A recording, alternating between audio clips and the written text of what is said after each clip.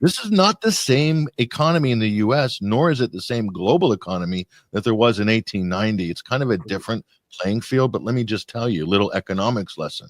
Back in those days, the United States had an industrial-based economy. They actually manufactured stuff and they exported. In fact, they had a problem with surplus of goods.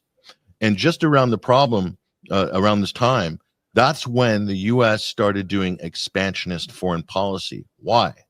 Spanish-American War, etc. New territories, more aggressive. Why? Because they needed markets for U.S. goods. Yep. Because they're having deflationary issues as well at home. There was no massive behemoth of a federal government and a $1 trillion defense budget that they seem to want.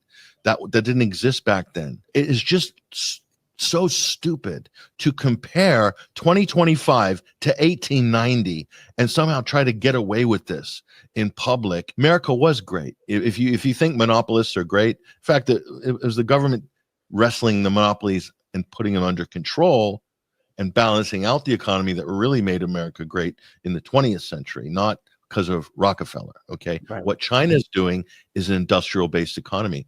So the U.S. moved from an industrial economy to a financialized economy. So China has an industrial economy. China is doing everything that made America great.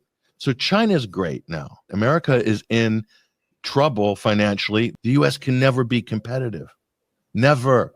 The U.S. labor will never be competitive unless you crash the economy and cause a Great Depression. That's the only way you'll make U.S. labor competitive enough to be any kind of a competitor in manufacturing wise with countries like China. It's not going to happen.